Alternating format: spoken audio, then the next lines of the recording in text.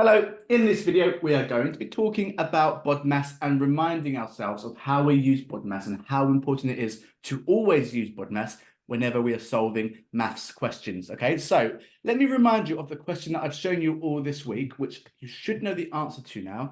Now, when I first showed many of you this question, 5 plus 3 multiplied by 2, quite a few of us said that the answer was 16. And I can see why you think it's 16, because 5 plus 3 is 8, and 8 times 2 is 16. However, we must remember that if we've got a question which has different operations, so look at this question here, we've got addition and multiplication, we must remember that we must solve the question in a certain order. And that order is given to us by the acronym BODMAS, okay? So what we need to do is we need to do the multiplication part of this question first. So 3 times 2, which gives us 6.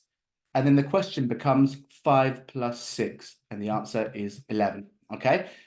So let's talk about BODMAS and let's solve some questions using BODMAS. So firstly, BODMAS is a mathematical rule which must be followed at all times, not only when you are asked. So what that's saying is, even if you see an exam question that doesn't mention the word BODMAS, it doesn't mean that you don't use it. We always use BODMAS, always. It's a rule that must be followed, okay? So you shouldn't be told to use it. You just automatically always use BODMAS, okay? So here it is written out. Let's remind ourselves of what each letter stands for. So B stands for brackets, O stands for orders, and remember, orders refers to squared numbers and cubed numbers. And then we've got D, which stands for division, M, multiplication, A is addition, and S is subtraction. Now, remember, the reason that division and multiplication are in the same color is because they are part of the same family, aren't they? They are the opposites, okay? And that means that if we have a question which has both division and multiplication, we do whichever one comes first. It doesn't mean that just because division is written first, that we should do it first. It means that we do whichever comes first in the question. So if we're asked to multiply before dividing, we'd multiply first. And the same can be said for addition and subtraction. They are the opposites, aren't they? Okay, so whichever comes first in the question, we do first. So we always start off with the brackets. Once we've done the brackets, or if there aren't any brackets, we then move on to the squared and cubed numbers. Once we've done those, we move on to division and multiplication, whichever comes first. And once we've done those, we move on to addition and subtraction. Okay, so let's look at these practice questions.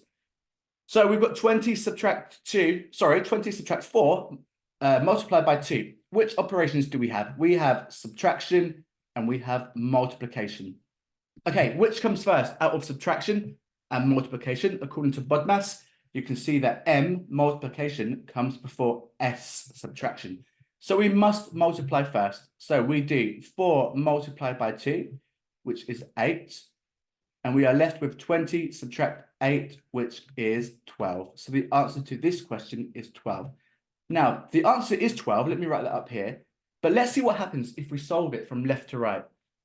So we have 20 subtract 4, which is 16. 16 times 2, which is 32. So if you write the answer 32, you are going to be wrong. This is never the answer, okay? Like I said, we shouldn't be told to use BODMAS.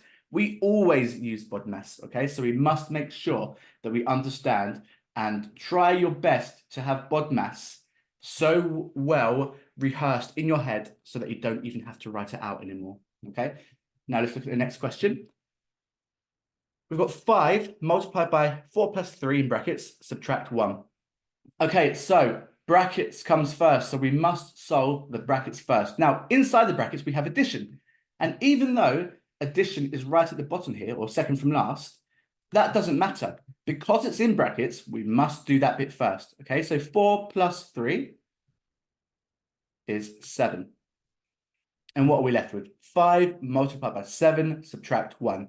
Now, what do we do first out of multiply and subtraction? Of course, we multiply first. So 5 multiplied by 7 gives us 35.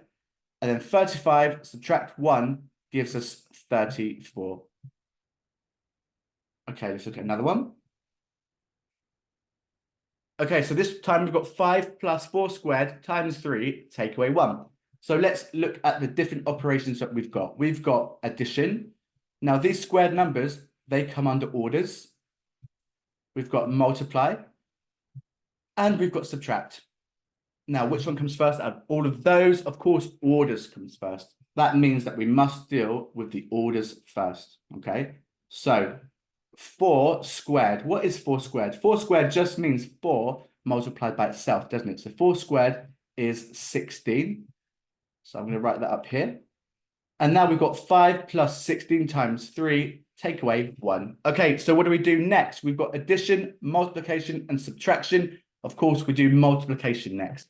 So the multiplication section is telling us that we need to do 16 multiplied by 3. So let's do that. 16 multiplied by 3, that gives us 48. Okay, now we're left with 5 plus 48, subtract 1. Now we've got addition and subtraction left. They're part of the same family, so we just do whichever comes first. And in this case, addition comes first. So 5 plus 48 is 53. 53 subtract 1 equals 52. Okay, let's keep going. So now we've got 20 subtract 4 squared plus 5 multiplied by 3. So once again, we have an orders question, don't we? We have a squared number here, 4 squared. So let's deal with that first. 4 squared is 16.